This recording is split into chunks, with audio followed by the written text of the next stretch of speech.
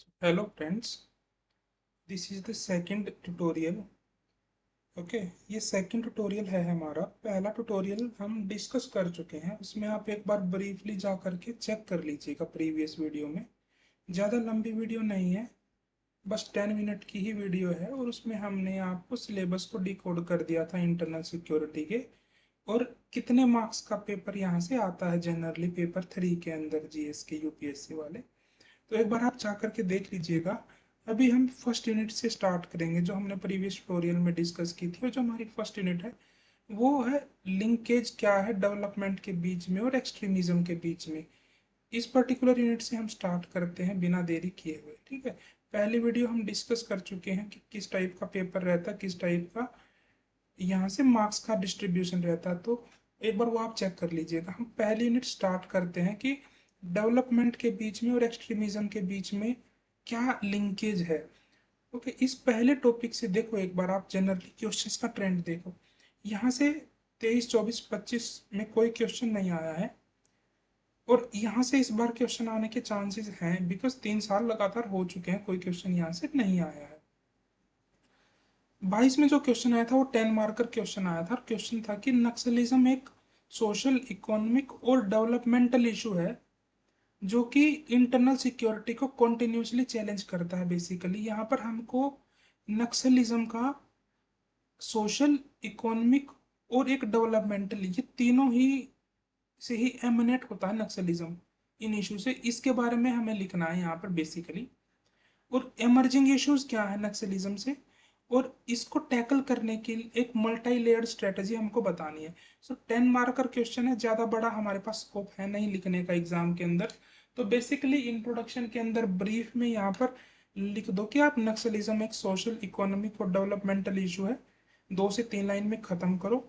ख़त्म करने के बाद नक्सलिज्म से क्या इश्यूज एमर्ज हो रहे हैं बेसिकली इंटरनल सिक्योरिटी को लेकर के, कि कैसे वो इंटरनल सिक्योरिटी को हार्म करता है, तो उसमें आप सारी डायमेंशंस को इंक्लूड कर लो।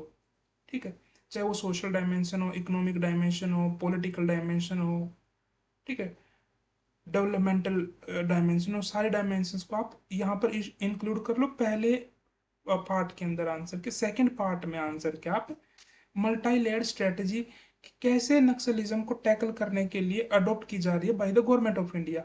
ठीक है, मोस्टली गवर्नमेंट ऑफ इंडिया के ही स्टेप्स रखो, और कंक्लूजन में एक वे फॉरवर्ड टाइप की एक स्ट्रेटजी लिख दो आप यहाँ पे। Okay, so if you see the second question, okay, second question which came, so 2020 में जो यहाँ पर क्वेश्चन आया वो 15 नंबर का क्वेश्चन आया कि लेफ्ट विंग एक्सट्रीमिज्म मोस्टली तो भाई ईस्टर्न इंडिया के अंदर ही है। इंडिया की जो उड़ीसा, छत्तीसगढ़, झारखंड, इन स्टेट्स के अंदर ही मोस्टली है। तो क्या डिटर्मिनेंट्स हैं, ओके, जो ईस्टर्न स्टेट्स हैं वहां पर इसके पनपने के, उसके बारे में आपको बताना पहले पार्ट के अंदर, और दूसरे पार्ट के अंदर अगेन गवर्नमेंट की स्ट्रेटेजी बतानी है।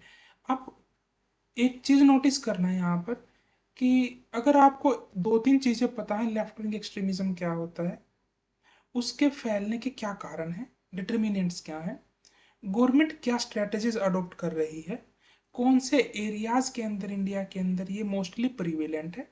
ओके, तो इन्हीं थीम्स के अंदर ही अगर आप देखोगे आसपास, तो आपका बेसिकली पेपर पूरा का पूरा रिवॉल्व करता है अगर इस पर्टिकुलर सेक्शन से आपका क्वेश्चन आता है तो। ठीक है जी। सो कोई भी आप देख लीजिए, 2015 का क्वेश्चन देख लीजिए, 13 का क्वेश्चन देख लीजिए। सो इसी संदर्भ में, इसी लाइन में हम आपने आपको यहाँ पर पहला जो टॉपिक है लेफ्ट विंग एक्सट्रीमिज्म का और डेवलपमेंट, इसके क्या चैलेंजेस है, क्या लिंकेज है, कैसे अराइज हुआ, ये सारी चीजें हम आपको यहाँ पे बताएं। सबसे पहले तो आप बेसिक एक छोटी सी एक डेफिनेशन जान लो कि भाई एक्सट्रीमिज्म होता क्या है। एक्सट्रीमिज्म कुछ नहीं, हमारे जो नॉर्मल बिलीफ है उनसे हटकर एक रेडिकल बिलीफ है, ये एक रेडिकल एटीट्यूड है, एक रेडिकल एक्शन है। ठीक है, जो कि which fall far beyond democratic society. ठीक, far beyond democratic society, it is characterized by absolute intolerance towards alternate view point, कि भाई किसी भी ऑल्टरनेट व्यू पॉइंट को टॉलरेट नहीं करता एक्सट्रीमिज्म। ठीक है, आपको ये एक ब्रीफ सी डेफिनेशन इसकी याद रखनी है। कोई भी क्वेश्चन आए लेफ्ट विंग एक्सट्रीमिज्म का, उसकी डेफिनेशन से आप स्टार्ट कर सकते हो उस पर्टिकुलर क्वेश्चन को। आपको डीप में इतना जाने की जरूरत भी नहीं है कि भाई रिलीजियस एक्सट्रीमिज्म क्या होता है, कि भाई एक पर्टिकुलर रिलीजियस आइडियोलॉजी उसके टुवर्ड्स आप होस्टाइल व्यू रखना, या एक पर्टिकुलर एथनिक आइडेंटिटी है उसके लिए आप होस्टाइल व्यू रखना। ठीक, इतना डिटेल में भी जाने की जरूरत नहीं है। सिंपल आप लेफ्ट विंग एक्सट्रीमिज्म की डेफिनेशन याद रखो। ठीक है, लेफ्ट विंग एक्सट्रीमिज्म और एक्सट्रीमिज्म में थोड़ा सा ही डिफरेंस है। लेफ्ट विंग एक्सट्रीमिज्म को हम माओइज्म या नक्सलिज्म भी बोलते हैं।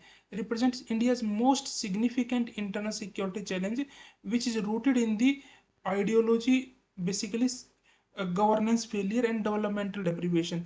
कि इन पर्टिकुलर रीजन्स की वजह से, कि गवर्नेंस फेलियर हुआ कुछ रीजन्स के अंदर इंडिया के, डेवलपमेंटल चैलेंजेस आए हैं, उसकी वजह से लेफ्ट विंग आइडियोलॉजी से प्रभावित होकर इंडिया के कुछ स्टेट्स के अंदर ये एक्सट्रीमिज्म हमारा फैल गया। ओके, 1960 के दशक के बाद। और आइडियोलॉजिकल फाउंडेशन कहाँ से आई इसकी?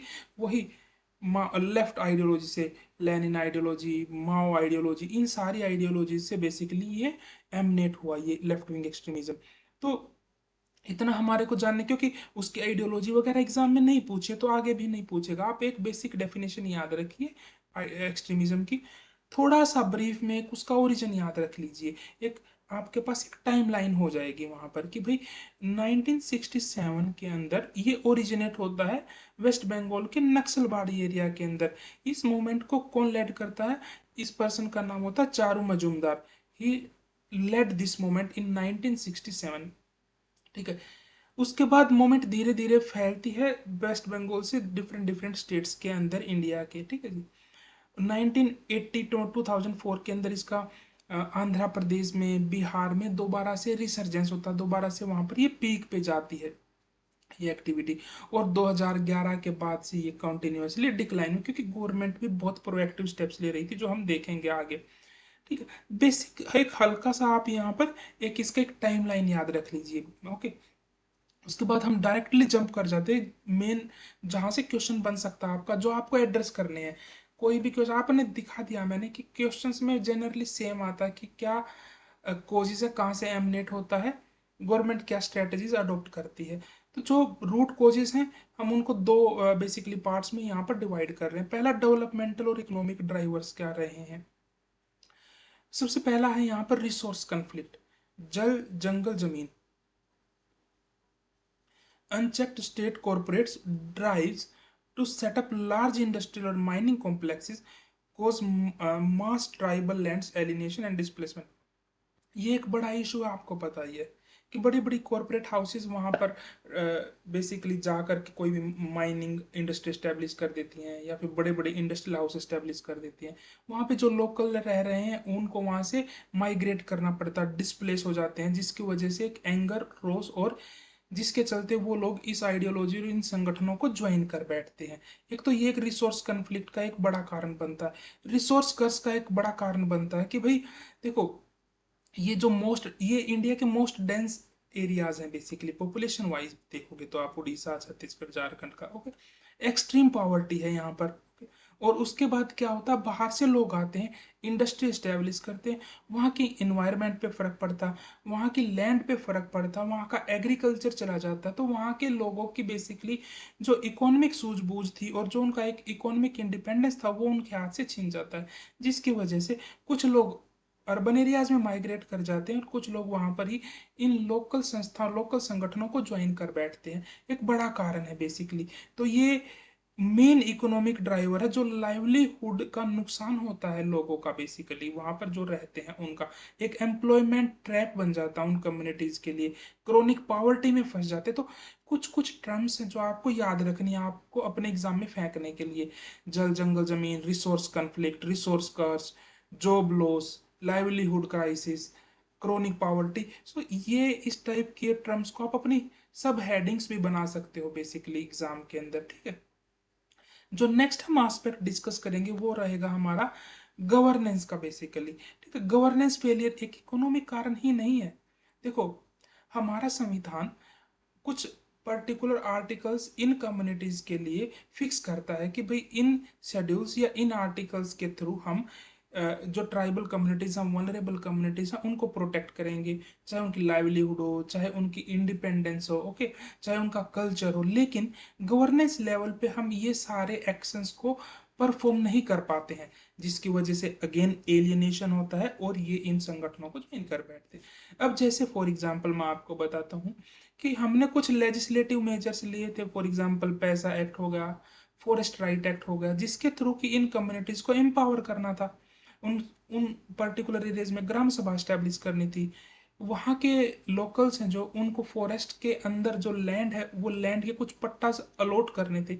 लेकिन इफेक्टिवली हम ये लेजिस्लेशंस को इन्फोर्स नहीं कर पाए ना। One big reason for alienation of these communities. अगला कारण फॉर एग्जाम्पल एडमिनिस्ट्रेटिव है। क्यों? जो एडमिनिस्ट्रेटिव मशीनरी होती है स्टेट की, बेसिकली जो वहाँ की गवर्नेंस को संभालती है वहाँ के एरिया की, वो एक एडमिनिस्ट्रेशन है वहाँ पर, वो मिसिंग है बेसिकली। लोग अपने बंगलोज में रहना पसंद करते हैं instead of the public courts, जहाँ पर लोग अदालत हो लोगों के बीच में, ओके। ये एक बड़ा गवर्नेंस का कारण है। उसके बाद देखो बॉर्डर डिस्ट्रिक्ट्स अगर आप देखोगे तीन स्टेट्स के, महाराष्ट्र, आंध्र तेलंगाना एंड छत्तीसगढ़। सो यहाँ पर जो इंसर्जेंसी है, जो लेफ्ट विंग एक्सट्रीमिज्म है, वो काफ़ी ज़्यादा है, क्योंकि यहाँ पर एक जंगल एरिया है, ट्राई जंक्शन बनता है, एडमिनिस्ट्रेशन का इशू आता है कि कौन सी स्टेट का एरिया, कौन सी स्टेट का बॉर्डर है जहाँ पर यहाँ पर गवर्नेंस इफेक्टिवली इम्प्लीमेंट करनी है। सो ये सारे गवर्नेंस के इश्यूज हैं इन ईस्टर्न स्टेट्स के, पर्टिकुलरली आप देखोगे तो यहाँ पर, ओके। नेक्स्ट हम सोशल फैक्टर्स की बात करते हैं जी। देखो, जो ट्राइबल्स के जो कस्टम्स हैं, उनकी लैंग्वेजेस हैं, हेरिटेजेस हैं, उनको डिसमिस किया जाता है, ओके। उनको इस पर्टिकुलर, ये कि जो फीलिंग ऑफ एलियनेशन क्रिएट करता है और एक सिस्टमिक डिस्क्रिमिनेशन की एक फीलिंग क्रिएट करता है इन कम्युनिटीज के बीच में, वो इनको बहुत इफेक्ट करती है, राइट। उसके बाद फिर ह्यूमन राइट वायलेशन का हम एक पॉइंट लेके आ सकते हैं कि सिक्योरिटी फोर्सेस हैं, हेविली डिप्लॉयड हैं, उसके बाद जो ह्यूमन राइट्स होते हैं उनका वायलेशन किया जाता है, ठीक है। ये सारे एस्पेक्ट, जेंडर डायमेंशन लेके आ सकते हो आप यहाँ पर कि जो मॉइस्ट कैडर्स हैं, वुमेन, उनका एक लार्ज परसेंटेज कॉन्स्टिट्यूट करती है। क्यों? क्योंकि एक तो violence, structural violence against women, और दूसरा लाइवलीहुड का प्रॉब्लम। तो इसके चलते भी यहाँ की जो औरतें हैं वो इन संगठनों को ज्वाइन कर लेती हैं, ठीक है। और जो माओइस्ट जो संगठन है, जो अलग अलग ग्रुप बने हुए वो फिर इसके ऊपर कैपिटलाइज करते हैं। तो ये मोटे मोटे जो कुछ रीजंस हैं लेफ्ट विंग एक्सट्रीमिज्म के। उसके बाद अगर आप सेकंड जो हम मेन पॉइंट जो हम अब देखो, सेकंड एस्पेक्ट क्वेश्चन के अंदर क्या हो सकता है कि गवर्नमेंट क्या स्ट्रेटजीज अडॉप्ट कर रही है, क्या काउंटर मेजर्स लेकर के आ रही है। तो उसके अंदर यहाँ पे हम फटाफट से डिस्कस कर लेते हैं। एक तो भाई पहला, अगर आपको लिखना है सेकंड पार्ट के अंदर अपने क्वेश्चन के, तो भाई national policy and action plan जो कि 2015 में लेके आए थे, ओके। एक शेयर्ड रिस्पॉन्सिबिलिटी है इसके अंदर, पॉइंट के अंदर सब पॉइंट में लिख दो कि भाई सेंटर और स्टेट की शेयर्ड रिस्पॉन्सिबिलिटी है इस पर्टिकुलर चैलेंज को टैकल करने के लिए। That was the part of national policy and action plan. उसके बाद 2017 में समाधान डॉक्ट्रिन हम लेकर के आए कि भाई 8 पिलर फ्रेमवर्क होगा एक, ओके, जो इन एरियाज के अंदर इंप्लीमेंट किया जाएगा। 8 पिलर समाधान means, S means smart leadership, एक इफेक्टिव लीडरशिप होगी एट टैक्टिकल लेवल। हम एग्रेसिव स्ट्रेटजी अडॉप्ट करेंगे ताकि जो भी नक्सल कमांडर्स हैं, बेसिकली उन नक्सल कमांड्स हैं, उनको डिसमेंटल किया जा सके। और जो भी बेसिकली फोर्सेस हैं वहाँ पर डिप्लॉयड हैं एरियाज के अंदर, वहाँ के लोगों को अपस्किल करेंगी, मोटिवेट करेंगे, उनको ट्रेनिंग देंगी। हम एक एक्शनेबल, ए मीन्स एक्शनेबल इंटेलिजेंस होगा, okay, at local level, real time, through the GPS and the satellite. Then D for the dashboard based KPIs, okay, key performance indicators, basically data driven monitoring of anti Naxal operations। जो भी operations वहां पे perform करेंगे उनकी monitoring की जाएगी। Technology को harness किया जाएगा। एक्शन प्लान पर theatre, customising district specific operational maps. अब ऐसा नहीं है कि सारे डिस्ट्रिक्ट्स के जो चैलेंजेस हैं एलडब्ल्यू से रिलेटेड उनको एक पर्टिकुलर मेथडोलॉजी से ही टैकल किया जा सकता है। सो स्ट्रेट जैकेट नहीं किया जा सकता सभी प्रॉब्लम्स को under one head. So action plan would be district specific. And last an means no access to finance. जो भी LWE के जो संगठन है उनको जहां से मनी एक्सेस होता है, चाहे वो मनी लॉन्ड्रिंग हो, चाहे वो लॉजिस्टिक नेटवर्क्स हो, या फिर एक्सटोर्शन रिंग्स हो, उन सभी को डिसमेंटल और डिसरप्ट करना है।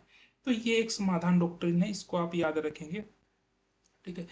उसके बाद हम, कि ये एक समाधान होगा, एक पॉलिसी होगा। सिक्योरिटी बेस्ड इंटरवेंशंस क्या क्या हमने अभी तक अडॉप्ट किए हैं, कि हमने कोबरा नाम की स्पेशल यूनिट्स को इस्टेब्लिश किया, ग्रे हाउंड्स नाम की स्पेशल फोर्सेस को इस्टेब्लिश किया आंध्र प्रदेश के अंदर, ब्लैक पैंथर्स छत्तीसगढ़ के अंदर, ओके, बस्तारिया बटालियंस थी जो बेसिकली बस्तर रीजन के अंदर इनको लेकर के आया गया, okay, real time sharing of the information between different agencies of center and state, so this was also done.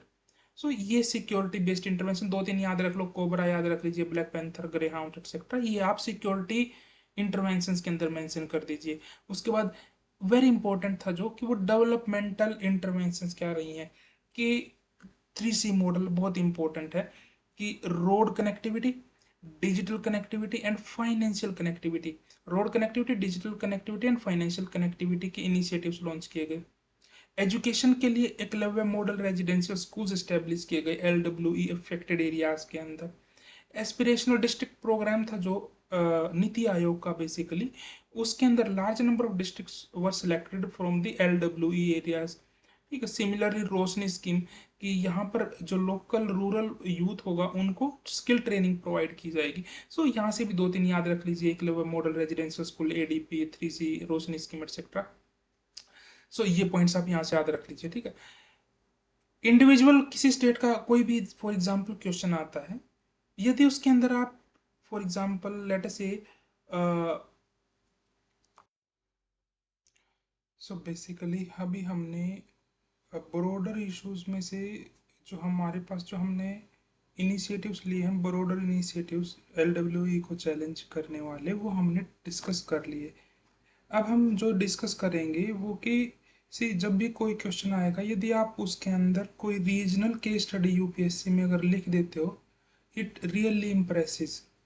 मान लीजिए कि आपने ग्रे हाउंड मॉडल का ही लिख दिया, कि कैसे आंध्र प्रदेश और तेलंगाना की जो सरकार है उन्होंने ग्रे हाउंड मॉडल का यूज़ करके अपने एरियाज में एक्सट्रीमिज्म को कम किया। उसके अंदर उन्होंने लोकल इंटेलिजेंस यूज़ की, ठीक है, स्ट्रॉन्ग पॉलिटिकल बैकिंग थी, रिहेबिलिटेशन का यूज़ किया उन्होंने, जंगल वेलफेयर और कमांडोज वेलफेयर एटसेट्रा। सो ये सारे अगर मैं पॉइंट्स आप लिख दो और एक छोटा सा बॉक्स बना दो कहीं भी अपने आंसर के अंदर एक रीजनल केस स्टडी का, तो it would really help फैचिंग extra marks.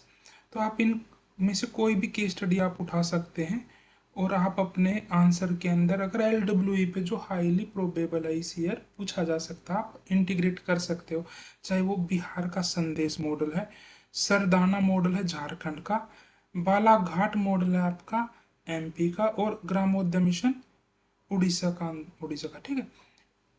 सी जो इनबिल्ड जो पॉइंट्स है ना, वो जनरली सेम होंगे, चाहे वो वेलफेयर ऑफ लोकल कम्युनिटीज हो, चाहे वो रिहेबिलिटेशन हो, चाहे वो सरेंडर ऑफ द कमांडोज हो, ओके, वो पॉइंट्स कुछ कुछ पॉइंट्स कॉमन ही होते हैं, बिकॉज मेथडोलॉजी टू टैकल हो तो ब्रॉड मेथडोलॉजी के अंदर ये पॉइंट्स सेम फिट बैठते हैं। आपको मॉडल्स के नाम याद होने चाहिए, जो रीजनल मेथडोलॉजी और मॉडल्स हमने कहाँ कहाँ पर इम्प्लीमेंट किए हैं। ठीक है। तो एक दो याद रख लीजिए, ग्रे हाउंड मॉडल याद रख लीजिए, संदेश मॉडल याद रख लीजिए। ठीक है। अच्छा, कोई भी क्वेश्चन LWE पे आएगा तो आप बेसिक इंट्रोडक्शन का एक पॉइंट एक्सट्रीमिज्म का लिख करके, और आप उसका चैलेंज, आप उसका करंट स्टेटस भी लिख सकते हैं इंट्रोडक्शन के अंदर ही, कि भाई जो नक्सल अफेक्टेड डिस्ट्रिक्ट्स हैं इंडिया के अंदर, जो 2014 में 126 थे, अब वो रिड्यूस होकर के 11 रह गए हैं 2025 के अंदर। ठीक है। और जो फैटलिटीज़ हैं, कि इन एरियाज़ के अंदर जो भी इन एक्सीडेंट्स होते थे बेसिकली LWE रिलेटेड, वो भी ड्रास्टिकली 85% रिड्यूस हो गए हैं। तो आप एक डायनेमिक इंट्रोडक्शन भी लिख सकते हैं अपने आंसर के अंदर, कि डेटाज के साथ, डेटा और फैक्ट के साथ, और एक स्टैटिक इंट्रोडक्शन भी लिख सकते हैं, जिसमें आप बस एक बेसिक डेफिनेशन दोगे एक्सट्रीमिज्म की। ओके, तो दो टाइप का इंट्रोडक्शन भी हो जाएगा आपका यहाँ से। ओके। और ज्योग्राफिकल कंसंट्रेशन तो आपको पहले ही मालूम है कि मोस्टली ईस्टर्न स्टेट्स के अंदर ही है एक्सट्रीमिज्म का जो बेसिकली कंसंट्रेशन है। ओके, ये सारे पॉइंट्स आपने डिस्कस करी, ये सारे पॉइंट्स हमने यहाँ पर देख लिए हैं। जो इमर्जिंग चैलेंजेस हैं बेसिकली वो क्या क्या है, कि भाई एक अर्बन नक्सलिज्म एक नया टाइप का एक फिनोमेना बेसिकली एमर्ज हो रहा, जहाँ पर सिविल सोसाइटी ग्रुप्स हो गए या फिर कुछ लीगल फ्रंट्स ओपन किए जा रहे हैं to protect these people. Okay, student association with the with LWE wings etcetera, ये पॉइंट्स। और ये कुछ एक नए एमर्जिंग पॉइंट्स हैं बेसिकली जो आप याद रख सकते हैं, चाहे वो इम्प्रोवाइज्ड एक्सप्लोजिव डिवाइसेस हैं उनका continuous proliferation. Okay, terror networks के साथ लिंकेजेस, बेसिकली एक डिजिटल रेडिकलाइजेशन, एक न्यू टाइप का फिनोमेना एमर्ज हो रहा है, बेसिकली डिजिटल टेक्नोलॉजीज का यूज करके लोगों को रेडिकलाइज किया जा रहा है। तो ये भी कुछ कुछ बेसिकली कीवर्ड्स हैं जो आप अपने आंसर्स के अंदर इंटीग्रेट कर सकते हो। Okay, the next point is the way forward. See, आप फॉर एग्जाम्पल आपने कोजिज देख लिया, आपने इंट्रोडक्शन देख लिया, आपको देन कोजिज देख लिया, आपने कहाँ से एमिनेट होती है प्रॉब्लम, उसकी गवर्नमेंट ने क्या क्या स्ट्रेटजीज अडॉप्ट किया है, उसके कुछ कुछ बेसिकली कीवर्ड्स देख लिया, एक दो आपने रीजनल एग्जाम्पल देख लिया। उसके बाद आप फाइनल कंक्लूजन भी लिखोगे अपने आंसर के अंदर, तो एक वे फॉरवर्ड टाइप का कंक्लूजन भी लिखा जा सकता है कि भाई for example forest right act हो गया या panchayat extension to scheduled areas act हो गया, इन एक्ट्स को जो कि लोकल कम्युनिटीज़ के एम्पावरमेंट के लिए हम लेकर के आए थे, उनका स्ट्रिक्ट इन्फोर्समेंट बहुत ज़रूरी है। फॉर एग्जांपल कि टॉप डाउन नहीं but bottom up approach, people centric models को अडॉप्ट करना जरूरी है बेसिकली लोकल कम्युनिटीज प्लानिंग के अंदर, ठीक है। और कॉन्टिन्यूस पुलिस ट्रेनिंग की भी एक बहुत ज़्यादा रिक्वायरमेंट है ताकि एक human rights centric police force बनाई जा सके। ओके, लोकल कम्युनिटीज़ के कल्चर को, कस्टम्स को प्रोटेक्ट करने की बहुत ज़्यादा ज़रूरत है इनके लिए, ताकि वो एलियनेटेड फील ना करें वहाँ के लोग होते हैं बेसिकली, ठीक है। इमिजिएटली हमारे को जो भी डेवलपमेंटल डिस्पैरिटी है उसको ब्रिज करना बहुत ज़्यादा ज़रूरी है इन एरियाज़ के अंदर। हमारे को उसके बाद सरेंडर स्कीम्स पे, रिहेबिलिटेशन एटसेट्रा पे भी फोकस करना पड़ेगा। तो यहाँ से 4-5 पॉइंट से आप ना 2 या 3 लाइन का कंक्लूजन मैनेज कर सकते हो 10 या 15 मार्क का आंसर के अंदर। ये हमने एक ब्रॉडर तरीके से आपका लेफ्ट विंग एक्सट्रीमिज्म यहाँ पे कंप्लीट कर लिया है और उसके क्या कोजेज एटसेट्रा। इसी का एक एक्सटेंशन है इंसर्जेंसी। इंसर्जेंसी, सो इंसर्जेंसी जो हमारी, हम उसको नॉर्थ ईस्ट में बोलते हैं कि जो नॉर्थ ईस्ट इंडिया है वहाँ पे डाइवर्स एथनिक कम्युनिटीज या डाइवर्स ट्राइब्स रहते हैं, उनकी अपनी डिफरेंट डिफरेंट हिस्ट्रीज हैं, और सारे ट्राइब्स किसी ना किसी एक्सटर्नल फैक्टर से या इंटरनल फैक्टर से इम्पैक्टेड है, जिसको लेकर के वहाँ के लोगों में एक रोष रहता है बेसिकली। सो इन्हीं फैक्टर्स का फायदा उठा करके वहाँ पर लोकल ग्रुप्स, लोकल गुट बन जाते हैं। Okay, from there emanates the insurgency in the north east India. North east India में यहाँ से इंसर्जेंसी एमनेट होती है, ठीक है जी।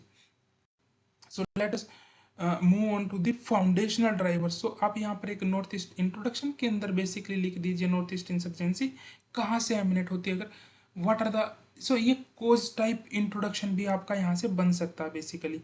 सो मेन फाउंडेशनल ड्राइवर्स क्या है, जनरली आप फाउंडेशनल ड्राइवर्स देखोगे ना, वो आप सेम टाइप के ही मिलेंगे आपको, चाहे वो डेवलपमेंटल डेफिसिट, डेवलपमेंटल डिस्पैरिटी हो, हिस्टोरिकल एलियनेशन हो, ठीक, डेमोग्राफिक फॉल्ट लाइन की। यहाँ पर जो नॉर्थ ईस्ट के आपके एरियाज हैं, चाहे वो म्यांमार से बॉर्डर करते हैं, बांग्लादेश से बॉर्डर करते हैं, जिसकी वजह से पोरस बॉर्डर होने की वजह से वहाँ पर माइग्रेशन, इलीगल माइग्रेशन बहुत ज़्यादा है, और इसकी वजह से डेमोग्राफिक फॉल्ट लाइन बनती हैं कि वहाँ की बेसिकली ब्लेम गेम स्टार्ट हो जाते हैं, ग्रुप्स बन जाते हैं कि इलीगल माइग्रेशन हो रहा है, जिसकी वजह से पॉपुलेशन डायनामिक्स चेंज हो रहे हैं।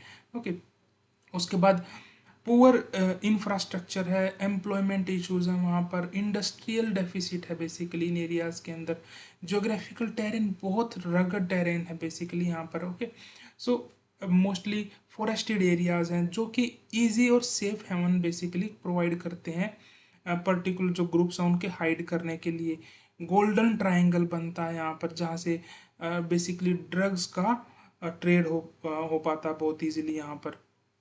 तो ये सारे फैक्टर्स हैं जो कि इनस्टेबल कर देते हैं इस रीजन को, जिसकी वजह से यहाँ पर इंसर्जेंसी पैदा हो जाती है।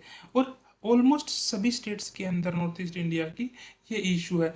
जैसे फॉर एग्जांपल मैं आपको यहाँ पे आप एग्जांपल के तौर पे याद रख सकते हैं कि असम के अंदर की ग्रुप्स हैं, जैसे उल्फा है, एनडीएफबी है। ओके, वहाँ पर इश्यूज डिफरेंट है। आसाम के अंदर क्या इश्यूज हैं कि कुछ ग्रुप्स बोलते हैं हमें अपनी सेपरेट एक स्टेट चाहिए, सेपरेट, उनको सोवरेनिटी की डिमांड है उन कुछ ग्रुप्स की। ओके, कुछ ग्रुप्स बोलते हैं इलीगल माइग्रेशन बहुत ज़्यादा है और इस इमिग्रेशन से वो इम्पेक्टेड है। वो सभी ने अपने अपने ग्रुप्स बनाए हुए हैं, ठीक है। जैसे मणिपुर के अंदर अभी सिग्निफिकेंटली एक एथनिक क्राइसिस पैदा हुआ, कारण मैथनिक मैथेज कम्युनिटी एंड कोकी कम्युनिटी के बीच में एक डिस्प्यूट। ओके, चाहे वो इलीगल ट्रैफिकिंग को लेकर के और डेमोग्राफिक शिफ्ट को लेकर के और लैंड राइट इशूज। तो इश्यूज मैंने आपको बताया ऑलमोस्ट सेम ही है सभी स्टेट्स के अंदर। अब फॉर एग्जांपल नागालैंड के अंदर NSCN IM और NSCN के, ओके, जो नागा ग्रुप्स हैं ये इशाक मोआ एंड कापलांग, सो इन ग्रुप्स के बीच में डिस्प्यूट रहता है। एक ग्रुप को गवर्नमेंट रिकॉग्नाइज कर लेती है, दूसरे ग्रुप को गवर्नमेंट बेसिकली इंसर्जेंट की कैटेगरी में डाल देती है। तो बेसिकली यहाँ पर कॉन्टिन्यूस गवर्नमेंट के साथ डिस्प्यूट चलता रहता है सोवरेनिटी एक्सेट्रा को लेकर के। और जैसा मैंने आपको बताया सारी स्टेट्स के अंदर ये इशू है। अभी सभी स्टेट्स के आपको इश्यूज को याद रखने की जरूरत नहीं है, 2 या 3 स्टेट्स के इश्यूज याद रख लीजिए। मणिपुर का याद रख लीजिए फॉर एग्जाम्पल, असम का याद रख लीजिए, और एक त्रिपुरा का याद रखना चाहो तो इम्पोर्टेंट है, क्योंकि यहाँ पे ब्रूज और रियांग जो एग्रीमेंट है वो रिसेंटली हुआ था 2020 के अंदर। अभी तो देखो 2026 चल रहा है और 2020 को भी हम रिसेंट बोल रहे हैं, बिकॉज कि अब तो यूपीएससी के अंदर रिसेंट का मतलब हो गया पिछले 6-7 साल आपको जाना पड़ेगा। अब 1 या 1.5 साल से ये कुछ होने वाला नहीं है। बेसिकली प्रीलिम्स इस बार का बोलता है ये बात हमको क्लियरली। अभी जो हमने यहाँ पर इश्यूज बताए हैं इंसर्जेंसी के आपको, डेवलपमेंटल इश्यूज हैं या इकोनॉमिक इश्यूज हैं या फिर हिस्टोरिकल इश्यूज हैं, डेमोग्राफिक इश्यूज हैं, इन सभी इश्यूज को टैकल करने के लिए गवर्नमेंट ने भी अपनी कुछ स्ट्रैटेजीज हैं जो अडॉप्ट की हुई हैं। फॉर एग्जांपल जो ज़्यादा डिस्टर्ब्ड एरियाज हैं वहाँ पर armed force special provisions act government implement करती है बेसिकली। ओके, जहाँ पर आर्म्ड फोर्सेस को to large extent free hand दिया जाता है डिस्टरबेंस को टैकल करने के लिए। ओके, गवर्नमेंट फिर अपने कुछ पीस अकॉर्ड्स भी लेकर के आती है। फॉर एग्जांपल नागा ग्रुप्स के साथ हो गए या फिर कोकी मेथी डिस्प्यूट के अंदर हो गया। देन उसके बाद हम rehabilitation and surrender policies adopt करते हैं, जैसा कि LWE एरियाज के अंदर हम अडॉप्ट करते हैं।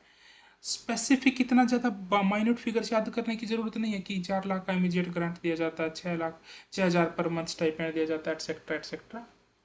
उसके बाद एक सिविक ट्रस्ट बिल्ड करने के लिए सिविक एक्शन प्लान गवर्नमेंट चलाती है बेसिकली इन एरियाज के अंदर। उसके बाद बॉर्डर एरियाज के अंदर इलीगल इमिग्रेशन हो या ड्रग ट्रैफिकिंग हो एटसेट्रा को रोकने के लिए हमने बॉर्डर की फेंसिंग है, फ्लड लाइटिंग है, okay, smart fencing on India Bangladesh border पे हम कर रहे हैं। ये सारे पॉइंट्स है। उसके बाद कनेक्टिविटी को एनहांस करने के लिए, डेवलपमेंट को एनहांस करने के लिए, ट्रेड को एनहांस करने के लिए बेसिकली इन एरियाज के अंदर, particularly with Myanmar, it would fall under the Act East policy। सो यहाँ से आप देखो हमारा मेन पर्पज़ वही है कि अगर जैसे LWE से क्वेश्चन आ गया तो आप उन पॉइंट से मैनेज कर लेंगे। सिमिलरली अगर नॉर्थ ईस्ट इंडिया के अंदर इंसर्जेंसी से क्वेश्चन आ गया, उसके कोजेज का क्वेश्चन आ गया या गवर्नमेंट की स्टेप्स का क्वेश्चन आ गया, तो आपका ये इन पॉइंट से वो मैनेज हो जाएगा, ठीक है।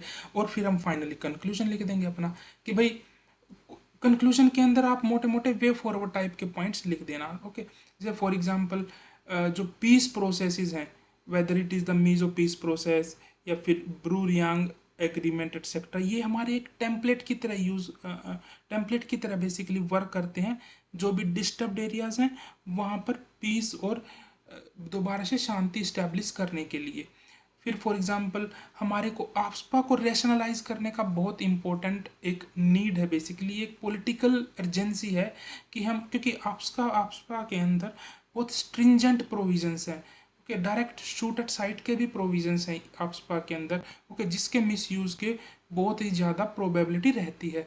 उसके बाद जो सरेंडर एंड रिहेबिलिटेशन फ्रेमवर्क है उनको अपग्रेड करने की आवश्यकता है बेसिकली।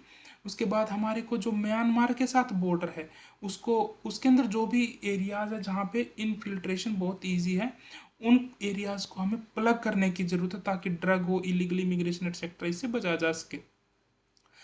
उसके बाद इन एरियाज के अंदर क्राइम और इंसर्जेंसी का जो नेक्सस है उसको हमारी सिक्योरिटी फोर्सेस की मदद से, एनआईए, नेशनल बेसिकली एनसीबी के सेक्टर, इन सब की हेल्प से हमें उसको भी तोड़ने की ज़रूरत है।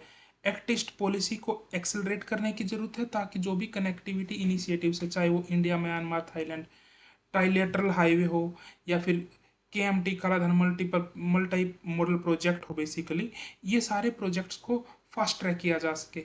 जो भी फॉल्ट लाइंस रिसेंटली डेवलप हुई थी, फॉर एग्जांपल मणिपुर के अंदर, ओके, उनको उनको दोबारा से भरना जरूरी है। वहाँ पे एक न्यूट्रल इंटरलोकुटर को अपॉइंट करना आवश्यक है, बेसिकली, ताकि जो भी कॉन्स्टिट्यूशनल तरीके से डायलॉग है उसको एक इम्प्लीमेंट किया जा सके। सो ये सारे पॉइंट्स में से हम 2 या 3 पॉइंट्स को एज अ कंक्लूजन अपने आंसर के अंदर लिख सकते हैं इंसर्जेंसी का, अगर नॉर्थ ईस्ट में आए।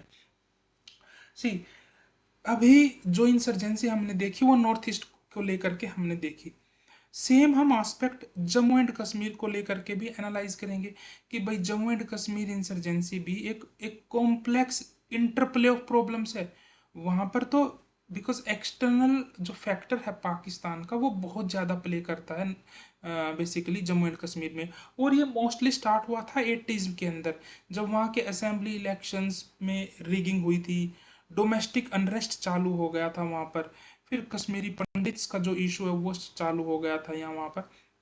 उसके बाद थोड़ा सा हमने वहाँ पर कॉन्फिडेंस बिल्ड किया, सिक्योरिटी फोर्सेस ने मेजर्स टाइट किए, लेकिन रिसेंट अटैक्स की वजह, because Pakistan would always want कि this area remains at boil, okay, चाहे वहाँ पे फिर वो उरी अटैक करा देते हैं, पुलवामा अटैक करा देते हैं, ओके। सो ये एरिया कॉन्टिन्यूसली टेररिज्म से वो बॉयल पे रखते हैं इस एरिया को, ओके। फॉर एग्जांपल 2025 में अप्रैल मंथ में पहलगाम अटैक हो गया, उसके बाद काउंटर सिंदूर ऑपरेशन हमने लॉन्च किया। सो ये एरियाज यहाँ पर पाकिस्तान की वजह से, आईएसआई की वजह से डिस्टर्ब रहता है हमारी कंट्री का एरिया, ठीक है।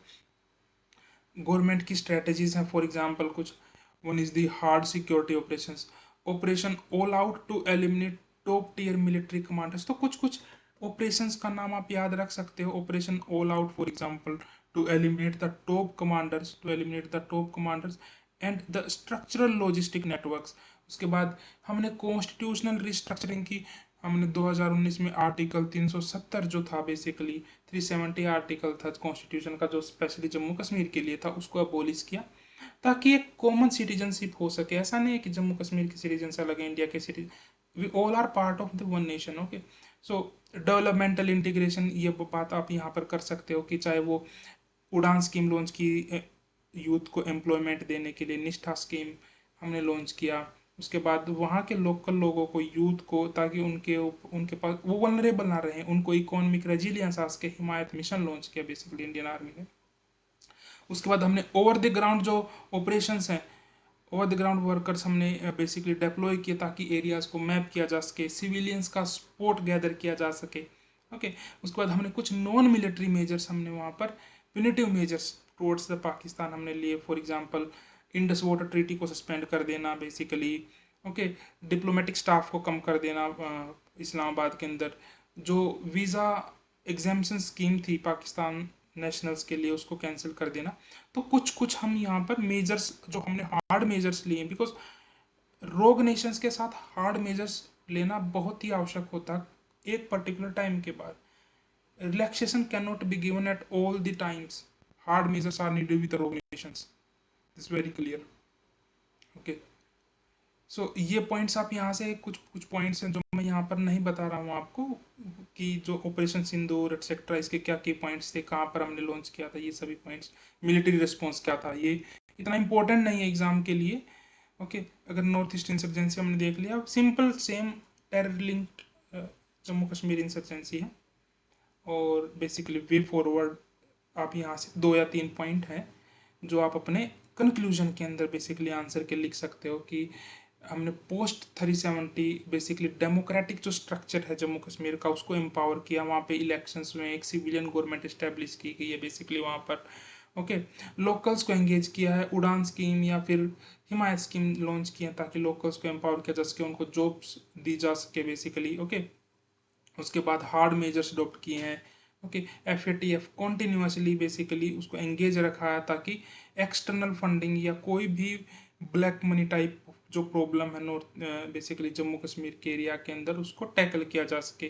कम्युनिटी पुलिसिंग फॉर एग्जांपल हमने लॉन्च किया, कम्युनिटी पुलिसिंग, विलेज डिफेंस जो कम्युनिटीज होती हैं उनको एक्सपेंड किया, इंटेलिजेंस नेटवर्क्स को स्ट्रेंथन किया, काउंटर इंसर्जेंसी के मेजर्स में प्रोएक्टिवली पीपल सेंट्रिक पुलिसिंग की। तो यहाँ से 4-5 पॉइंट्स आप उठा करके अपने आंसर में लिख सकते हो। ठीक है जी।